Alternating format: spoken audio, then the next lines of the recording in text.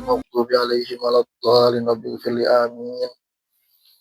Assalamualaikum warahmatullahi taala wabarakatuh.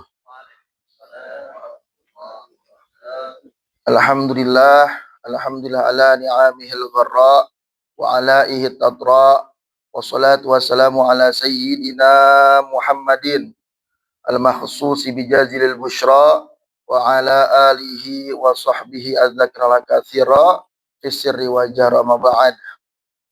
Sama-sama yang saya hormati, yang saya muliakan, baik pimpinan yang paling tinggi, juga seluruhnya staf, karyawan, dan juga jamaah yang hadir di sini, jamaah sholat zuhur, juga jamaah kajian. Semoga kita semua diberikan umur yang panjang, sehat walafiat, banyak rezekinya, dikabul hajatnya, dipermudah segala urusannya. Juga Allah angkat derajat kita baik di dunia maupun di akhirat.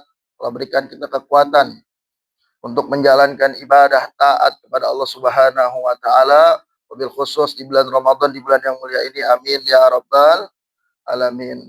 Hadirin hadirat jamaah yang dimuliakan Allah Subhanahu wa taala,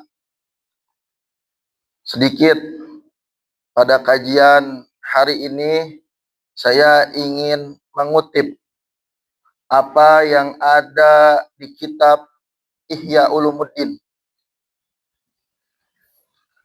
karya daripada Hujjatul Islam Al-Imam Ghazali, tentang sunnahnya daripada puasa. Sebelum kita mengutip daripada yang ada di kitab Ihya Ulumuddin karyanya Al-Imam Ghazali, saya ingin mengenalkan dulu siapa sih Imam Ghazali ini. Hadirin yang dimuliakan Allah Subhanahu wa taala, nama asli Al-Imam Ghazali adalah Muhammad bin Muhammad Al-Ghazali.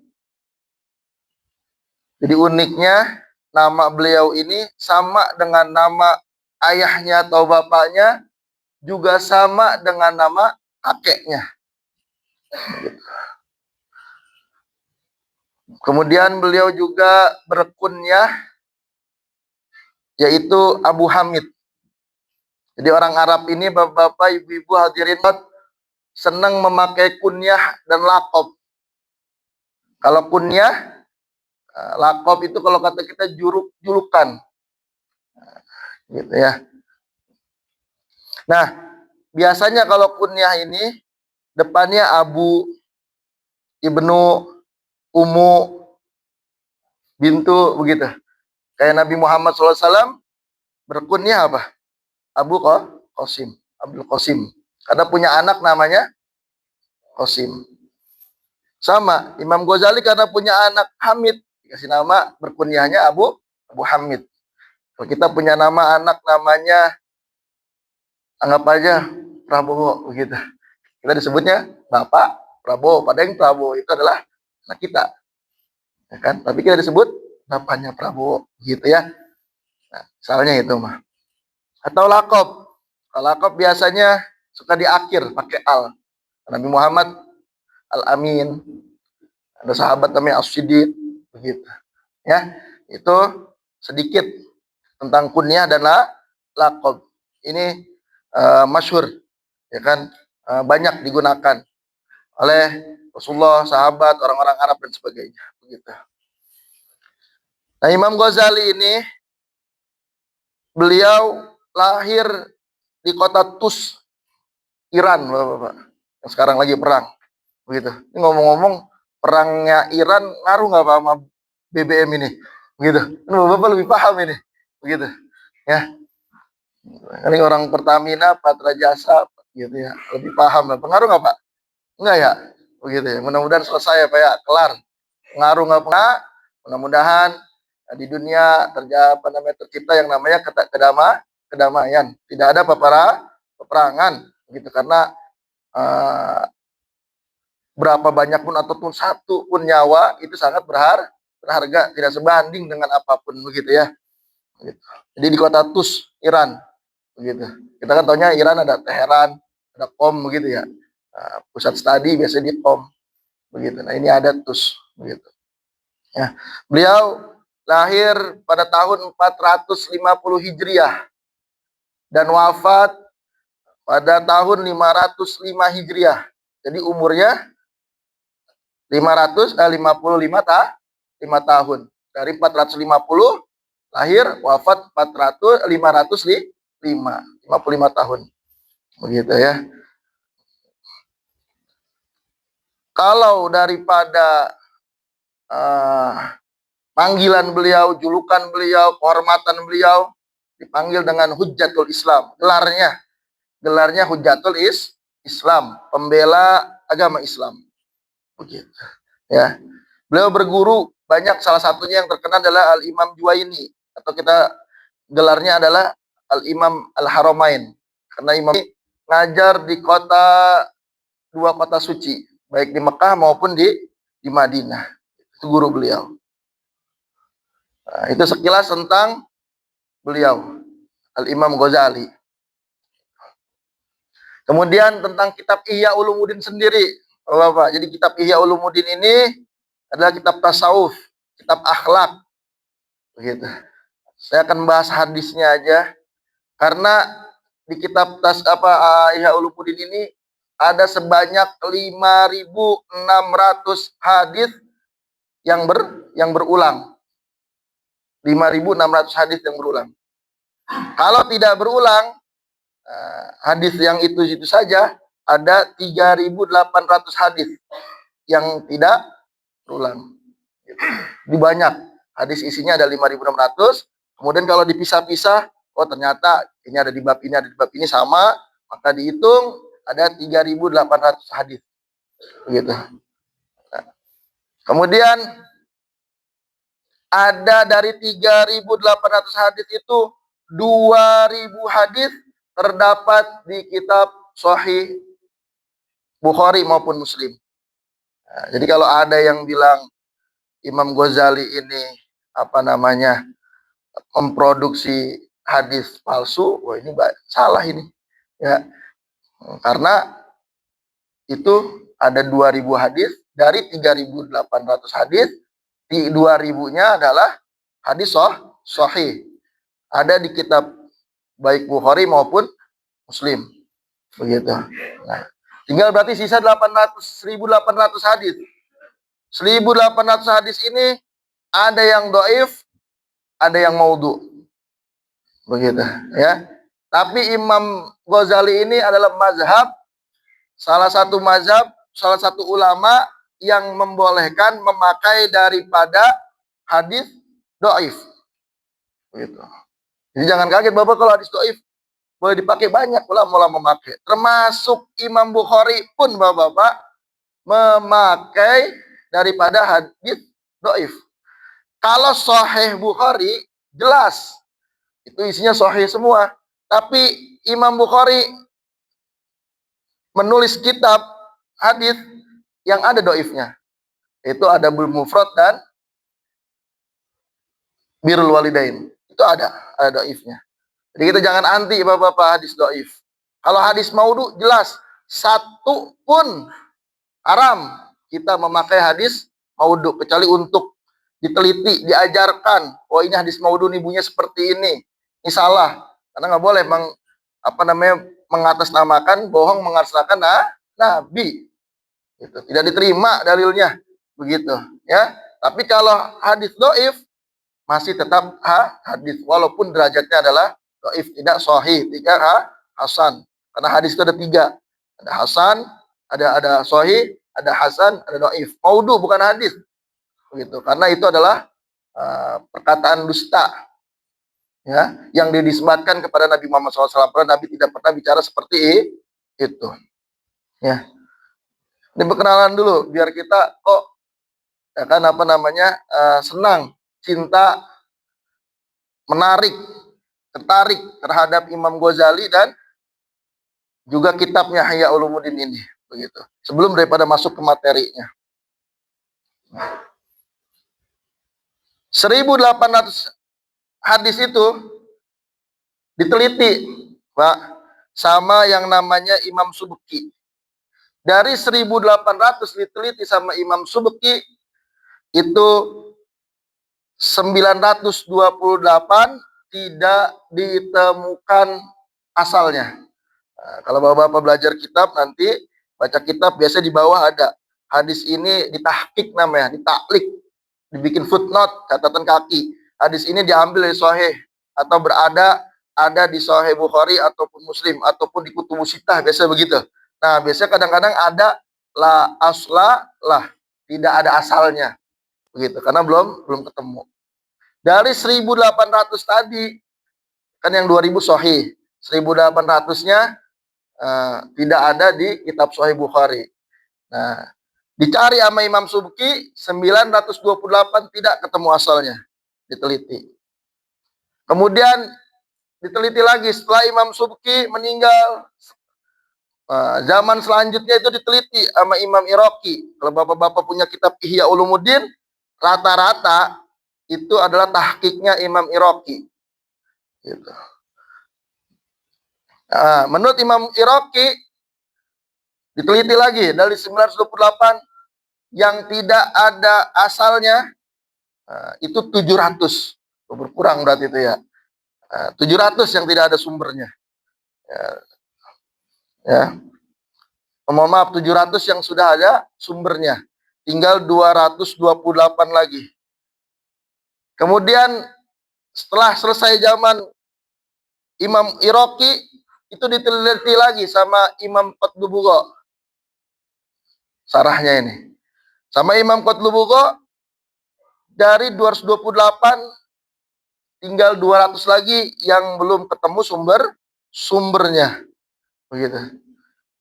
Imam Qutlubughah sudah tidak ada, diterusin lagi penelitiannya sama As-Sayyid Murtado Az-Zabidi. Sama As-Sayyid Murtado Az-Zabidi itu tinggal 20 hadis lagi yang tidak ada sumbernya gitu. Ya.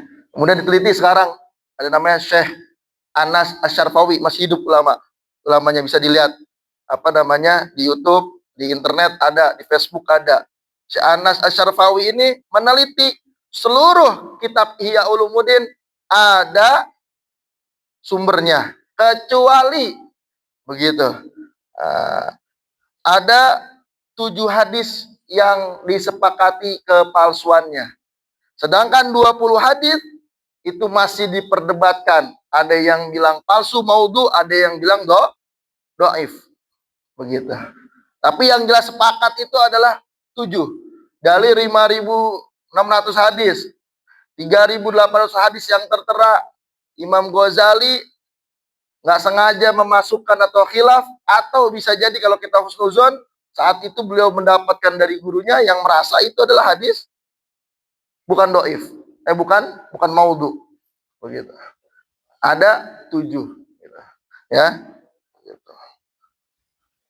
Walaupun 7 bapak-bapak, yang namanya hadis maudhu itu kecelakaan bagi kita, musibah. Begitu kalau ada ustadz mubalik menyampaikan hadis maudhu dengan qala Rasulullah SAW, Nabi Muhammad SAW bersabda begini, itu wajib kita ingatkan. Begitu. Kalau sengaja begitu.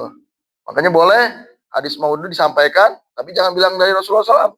Sebutkan aja sebagai apa? Kata mutiara, kata-kata indah, begitu aja. Jangan dinisbatkan ke Nabi Muhammad SAW.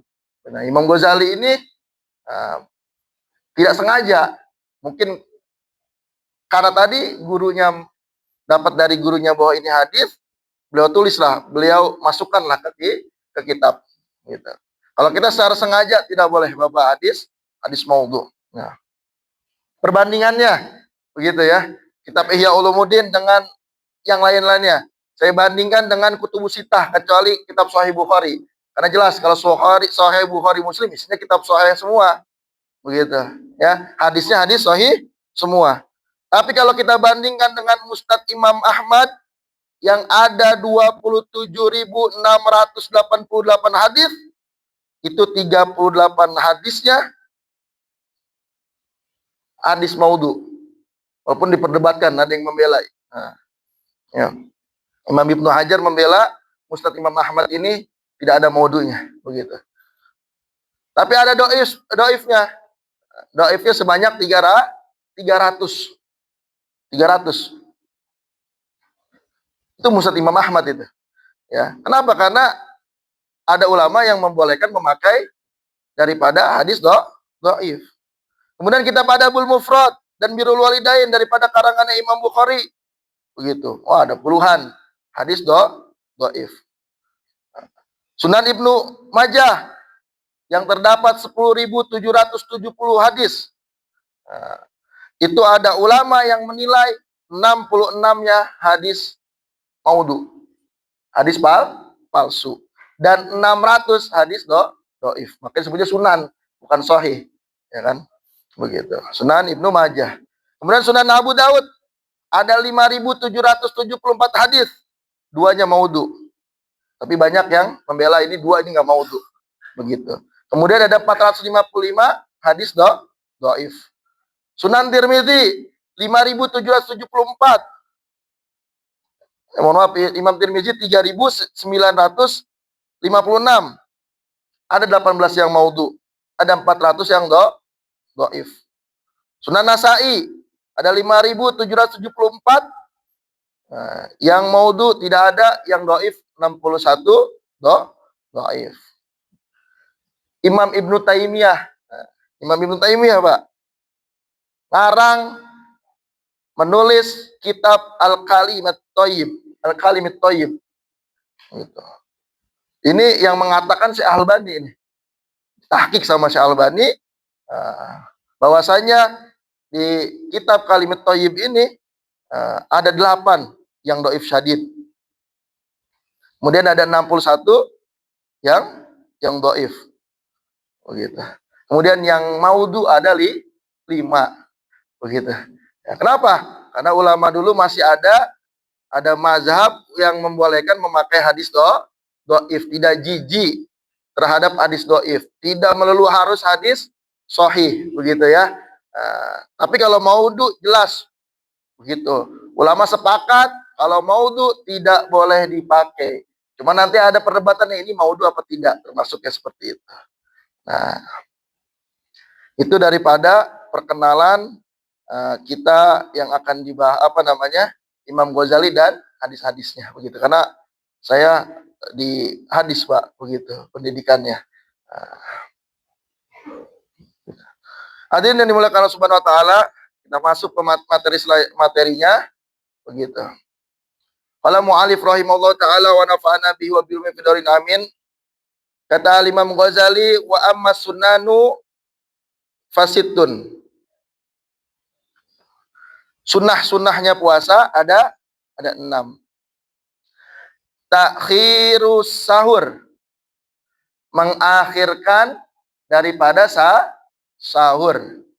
Bapak, ibu-ibu jamaah semua, kira-kira sahur jam berapa ini?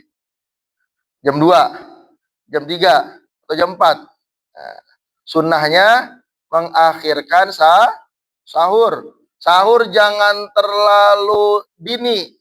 Jam 12 sahur. Ya kan? Jam 1, jam 2 ya. Jangan.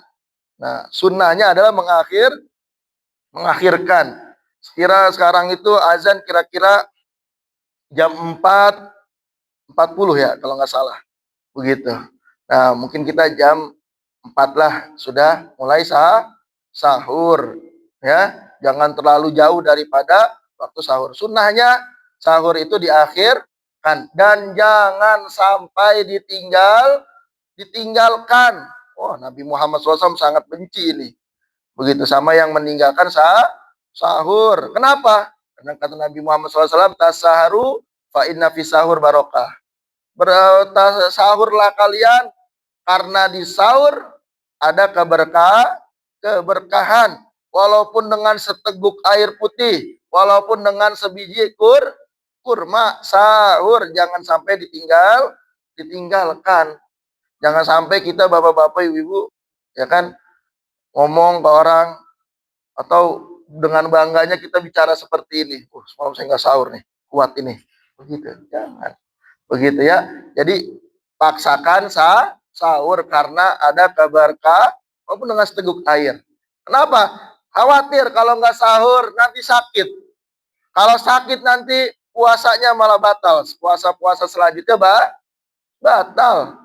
Yang ada adalah merugikan kita yang tadinya kita mau puasanya maksimal, mau puasanya bersungguh-sungguh, nah, tapi hancur gara-gara kita tidak sahur begitu. Yang kedua, kata Imam Ghazali, wa ta'jilul fitri bitamar awil ma. Ta'jil, bersegera ketika buka, bitamar dengan kurma, awil ma'i atau dengan air. Nah, jadi kalau waktu azan atau waktu buka tiba begitu, cepet-cepet, jangan santai dulu, nanti dulu lah, lagi di jalan bapak-bapak, nantilah bukanya di rumah begitu, atau sholat dulu, jangan. Takjilul fitr dulu, buka dulu, ada air, ada korma, ada korma, kalau ada rendang ya rendang ya bapak, begitu ya, nasi padang begitu. Nah, pokoknya yang penting bersegerakan dulu. Jadi bersegerakannya adalah sunnah. Nanti beda lagi makannya. Nah, bersegeranya sunnah. Begitu. Kemudian makanan yang sunnahnya adalah dengan kurma. Gitu. Atau dengan air putih, air mineral. Nanti bilang air putih susu lagi bapak-bapak ya. Begitu. Nah, disclaimer dulu bapak-bapak. Kita tahu semua bahwasanya yang namanya puasa itu menahan batal makan dan minum dan segala yang membatalkan dari terbit fajar hingga terbenam matahari. Terbit fajar itu waktu subuh. Dengerin, bukan azan subuh bapak-bapak ya. Nah, kenapa?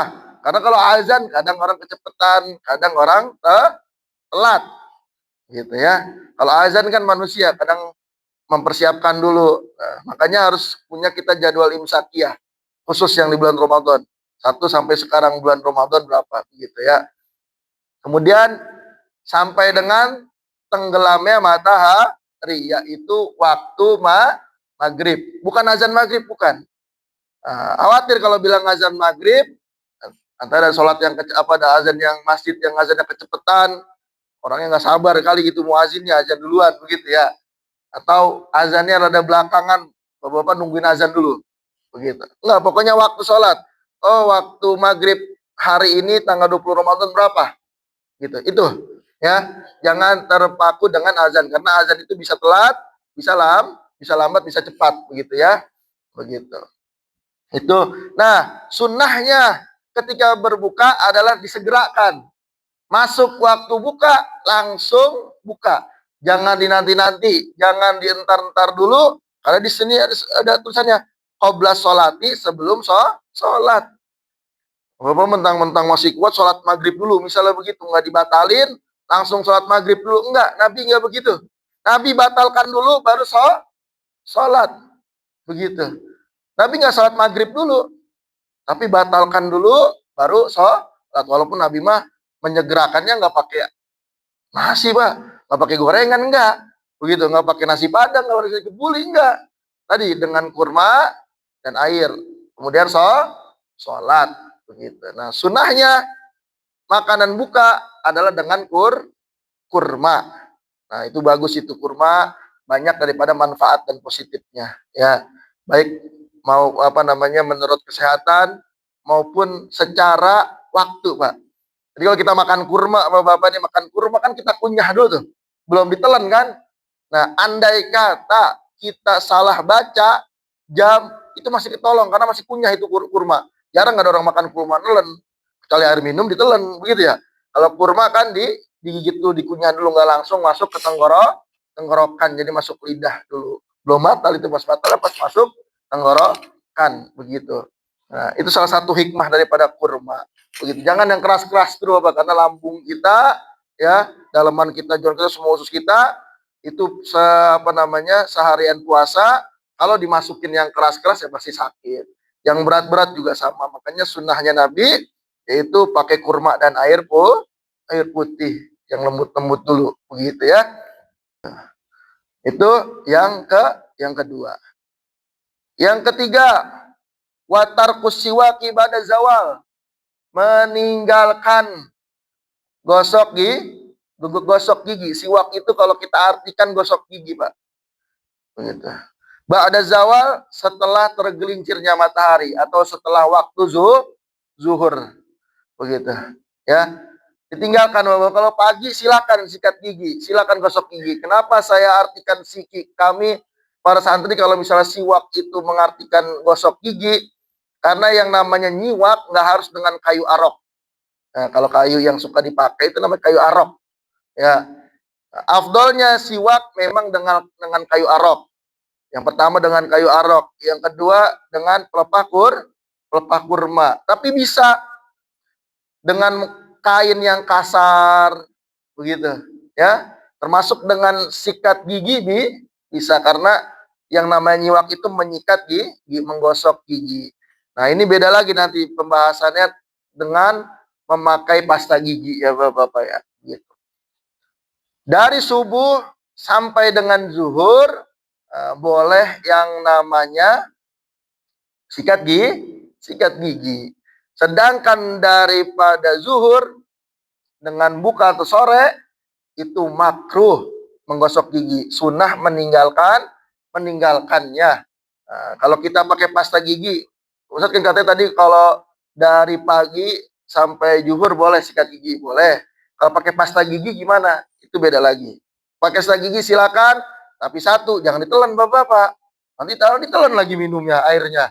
Nanti ditelan lagi namanya pasta giginya, ya. Jadi bukan berarti boleh sikat gigi kemudian pakai odol atau pakai pasta gigi nanti diminum, bukan, tetap tidak boleh. Ini yang dibolehkan sikat giginya, bukan dengan berodolnya ya. Begitu ya. Kalau Bapak-bapak pakai pasta gigi pakai silahkan. Begitu, tapi jangan sampai tertelan. Begitu. Nah, yang keempat, wal judu fi syahri Ramadan lima sabaqa fadhailihi fi zakah. Banyak-banyak yang namanya bersodakoh. Banyak-banyak sodakoh, Pak. Kalau di bulan Ramadan, begitu. Kan kita tahu semua ya, Bapak-bapak ya. Begitu. Apa namanya? Ayat Quran berbunyi a'udzubillahi minasyaitonirrajim. Bismillahirrahmanirrahim. Matsalul ladzina yunfiquna amwalahum fi sabilillahi kamatsali habbah ambatat sab'a sanabila fi kulli sumbulatin mi'atu habbah. Kalau orang yang bersodakoh, yang menginfakkan hartanya di jalan Allah Subhanahu wa taala, itu Allah balas dengan 700 kali balasan. Dengan 700 kali pahala, dengan 700 kali kebaikan. Tapi kita harus ingat, Pak, ini di luar bulan Ramadan. Kalau di bulan Ramadan itu sangat berlebih Allah balasnya. Dari 700 itu bisa kali, 2 kali lipat, 3 kali lipat, 4 kali lipat, terus gimana Allah Subhanahu wa taala membalasnya. Yang jelas bulan Ramadan, bulan suci, bulan mulia, bulan yang istimewa, yang mana kita ketahui bahwasanya pahala amalan sunnah Allah balas dengan pahala wajib. Pahala wajibnya Allah lipat gandakan sekeinginan Allah Subhanahu wa taala. Begitu. Ya. Pokoknya Bapak, apalagi kayaknya THR udah turun gitu ya, gitu ya. Apa belum ini? Begitu. Ya kalau turun, semoga turun lagi, Pak, begitu. Ya. Bapak-bapak yang dimuliakan Allah Subhanahu wa taala, ya. Sedikit saya keluar daripada materi ini dulu, kata ulama, inna tamanni li zawali Ramadan minal kabair. Orang yang pengen cepet-cepet kelar bulan Ramadan, sumpek sama bulan Ramadan karena panas lah, capek lah, lelah dan sebagainya, begitu. Itu adalah daripada dosa besar. Begitu. Kenapa? Karena ulama-ulama mah pengennya 12 bulan itu bulan Ramadan semua, begitu ya. Sama kita juga, Pak, harusnya, Pak, pengennya selama bulan Ramadan itu sebulan yang lain itu bulan Ramadan semua. Kan enak kalau bulan yang lain tuh ada THR-nya, begitu ya. Pulangnya cepat begitu ya, masuknya rada kelihatan begitu, ya. Ya. Jangan benci, kita harus senang, cinta, bahagia terhadap bulan Ramadan, gitu ya. Ya. Kemudian banyak daripada keutamaan sodakoh di bulan Ramadan. Sering kita dengar ada manfaat toro so iman lahu mislu ajrihi. Barang siapa yang memberikan makan seseorang untuk dia berbuka puasa, maka pahalanya sama seperti orang yang berpuasa. Oke Bapak-bapak, kalau beli takjil yang satu paket, dua kasih orang yang puasa begitu. Nanti kalau kita masak di rumah, ibu-ibu ya masak pesan makanan, kasih tangganya kiri kanan. Berapa?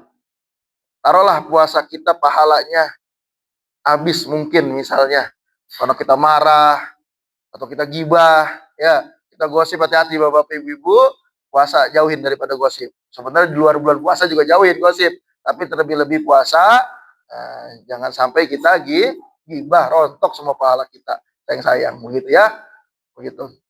Nah, mungkin puasa kita kurang pahalanya atau habis pahalanya. Nah, dengan kita ngasih makan orang yang untuk berbuka puasa, kan pahalanya sama kayak orang yang berpuasa itu sendiri. Jadi pahala kita ada ada cadangannya seperti itu ya, ada serepnya begitu. Mungkin belum puasa jangan pelit-pelit. Banyak-banyakin daripada sedekah.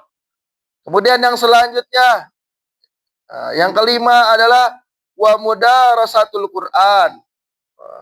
Banyak-banyak daripada membaca Al-Quran. Tahun lalu saya juga ngisi di gedung ini, cuman beda unit ya begitu. Itu tentang keutamaan baca Al-Quran di bulan Ramadan. Ya, kita tahu semua bahwasanya bulan Ramadan ini selain daripada disebut syahrul syam, adalah syahrul Quran. Bulan yang diturunkannya Al-Quran. Ulama-ulama dulu kalau sudah masuk, terutama Imam Maliki dan mazhab Imam Maliki, Bapak-bapak, kalau misalnya masuk bulan Ramadan, tutup semua majelis taklim. Nggak ada kegiatan-kegiatan lain selain daripada baca Quran. Imam Maliki itu satu hari bisa dua kali hatam. Satu hari 2 kali hatam, 30 hari 60 kali hatam. Imam Malik itu tinggalkan semua kegiatan khusus membaca Al-Quran. Kalau kita jangan, nanti kerjanya gimana nanti Bapak ya. Begitu. Tapi di sela-sela santai, di sela-sela tidak sibuk, begitu kesibukannya, mau perjalanan, di kantor lagi sibuk, kita sempatkan daripada baca Al-Quran. Kenapa ikra'ul Quran fa innahu ya'ti yaumal qiyamah syafi'an ashabi. Karena nanti Al-Quran yang kita baca itu akan menjadi syafaat, akan menjadi penolong di hari kiamat. Kita tahu asyam wal Quran yashfa'ani lil abdi. Puasa dan Al-Quran itu sama-sama memberikan syafaat nanti pada hari kiamat untuk seorang hamba yang membaca Al-Quran dan yang berpuasa. Begitu. Ya. Kita tahu tuh, syahrul Ramadan alladzi unzila fihil Quran hudal linnasi wa bayyinatin minal huda wal furqan. Turunnya Al-Quran di bulan Ramadan. Makanya ada namanya nuzulul Quran, malam nuzulul Quran. Malam daripada turunnya Al-Quran. Keutamaan baca Al-Quran. Wah, kita tahu semua, man qara'a harfan min kitabillah falahu hasanatun. Wal hasanatu bi asri amsalihha. Barang siapa yang membaca Al-Quran satu huruf saja, Allah balas dengan kebaikan. Dan kebaikan itu 10 kebaikan. Coba bapak tadi yang baca Al-Quran, baca suratul Fatihah, baca Al-Waqiah, pokoknya baca semuanya yang ada di Al-Quran. Ada berapa ayat itu? Ada berapa huruf? Dikali 10. Dan ini sekali lagi di luar bulan Ramadan. Di dalam bulan Ramadan terlebih-lebih di bulan Ramadan mah kelebihan Allah kasih banyak kepada kita rahmat maghfirahnya. balasannya Allah tumplekin. Ya, Allah luberin ke kita semua. Nah, itulah daripada keutamaan baca Al-Quran di bulan Ramadan. Makanya kalau udah masuk bulan Ramadan, jangan sampai yang namanya sedikit saja kita baca Al-Quran. Semaksimal mungkin, semampu mungkin kita banyak-banyak baca Al-Quran. Itu pahalanya banyak. Udah bukan lagi per juz balasannya, per hataman bukan. Bukan per ayat, tapi per huruf. 10 lagi dibalasnya. Udah gitu di bulan Ramadan berlipat ganda lagi. Begitu. Dibanyak-banyak. Daripada membaca Al-Quran. Jangan sampai ditinggal. Kemudian, yang terakhir. Ini khusus 10 malam terakhir Bapak-Bapak yang sangat dikuatkan sama Nabi Muhammad SAW. Wal i'tikafu fil masjid la siyama fil ashril akhir fahuwa adatu Rasulullah SAW. Yaitu itikaf di masjid terlebih-lebih terkhusus-khusus pada 10 malam terakhir di bulan Ramadan. Nah, karena Nabi Muhammad SAW tadi adalah ini kebiasaannya daripada Nabi Muhammad SAW. Nabi Muhammad tidak pernah meninggalkan yang namanya itikaf. Ulama-ulama dulu kalau 10 malam terakhir itikaf, Pak. Begitu. Ya mohon maaf, kita di awal boleh kita ketinggalan. Di pertengahan boleh kita sibuk dengan pekerjaan dan lain sebagainya. Tapi kalau di akhir, kita jangan sampai gagal. Kayak orang yang berlari, lagi balapan lari, lagi maraton. Kalau udah mau sampai finish, bukannya lesu, tapi semakin semangat. Kita boleh, Pak, kalah di awal. Kalah di tengah boleh, tapi di akhir kita harus husnul khotimah. Apalagi nanti kan udah libur, mungkin tanggal 18 ke sini biasanya udah libur. Pokoknya kita khususin malam terakhir, kalau di 18 masih ada 27 ataupun 29 biasanya.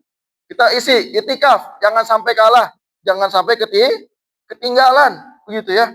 Karena Nabi Muhammad SAW taharru Lailatul Qadri fil asril akhir minar Ramadan. Carilah Lailatul Qadar pada 10 malam terakhir pada bulan Ramadan. Kenapa? Karena Nabi SAW, karena Nabi Muhammad SAW, idza dakhalal asyral awakhir syaddan min jauh wa ahyal lailatu wa yuqut ahlu.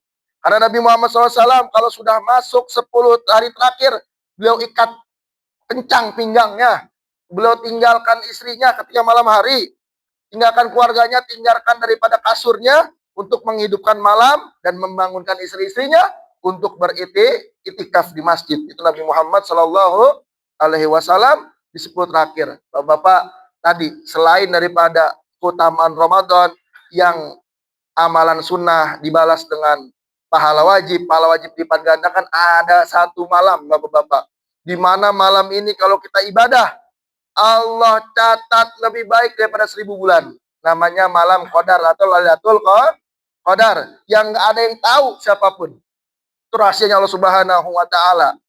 Kita ketika beribadah pada malam tersebut, baik ibadahnya di rumah, di kantor, di perjalanan, ini kita ibadah ini, dalam kondisi ibadah, terlebih-lebih terkhusus kita di masjid, dalam keadaan itikaf, baca Quran dan sebagainya. Pokoknya malam itu kita berbuat baik, malam itu kita beribadah, taat kepada Allah, Allah catat lebih baik daripada 1000 bulan. Makanya kalau orang yang tiap malam tarawih, dari malam pertama sampai malam terakhir pasti ada catatannya. Nanti di yaumil kiamah, satu malam tarawih dia lebih baik, Allah catat lebih bagus daripada 1000 bulan. Kalau orang yang tiap malam sodakoh, tiap malam membaca Al-Quran, tiap malam berbuat baik, pasti Allah catat itu lebih baik daripada malam Lailatul Qadar. Hadirin yang dimuliakan Subhanahu wa Ta'ala, cukup sekian karena waktunya sudah habis. Semoga kita semua bisa mengisi di akhir-akhir Ramadan ini dengan semaksimal mungkin, dengan sungguh-sungguh mungkin, daripada mengisi ketaatan beribadah di bulan Ramadan. Amin ya rabbal alamin. Akhirul kalam, wallahul muwaffiq ila aqwamit thoriq. Wassalamualaikum warahmatullahi taala wabarakatuh. Bisiril Fatihah. A'udzubillahi minasyaitonir rajim. Bismillahirrahmanirrahim. Alhamdulillahirabbil alamin arrahmanir rahim maliki yaumiddin. Iyyaka na'budu wa iyyaka nasta'in. Ihdinas siratal mustaqim. Shiratal ladzina an'amta 'alaihim. Bismillahirrahmanirrahim. Alhamdulillahirabbil alamin. Hamdan yuwaffiqu ma yukafi'u mazidah. Ya Rabbana lakal hamdu kama yanbaghi li jalalatikal karim wa li 'azimi sultanik. Subhanaka la nuhsana laka kama asnayta nafsik wa lakal hamdu hatta tarda wa lakal hamdu ba'da ridha.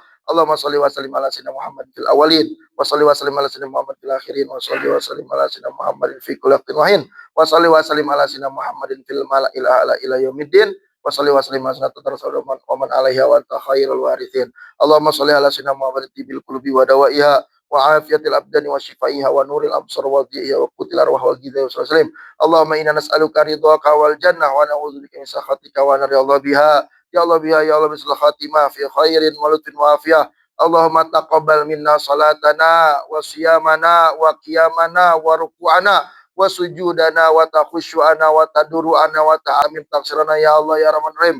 Ya Allah yang Maha Pengasih lagi Maha Penyayang, terimalah puasa kami, terimalah salat kami, terimalah ril kami, terimalah tarawih kami, terimalah sedekah kami, terimalah zakat kami, terimalah ibadah kami dalam mencari rezeki yang halal.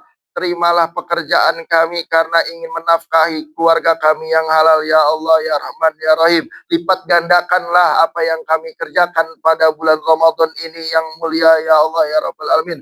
Rabbana atina fid dunya hasanah wa fil akhirati hasanah wa qina adzabannar. Subhana rabbika rabbil izzati amma yasifun wa salamun alal walhamdulillahi rabbil alamin.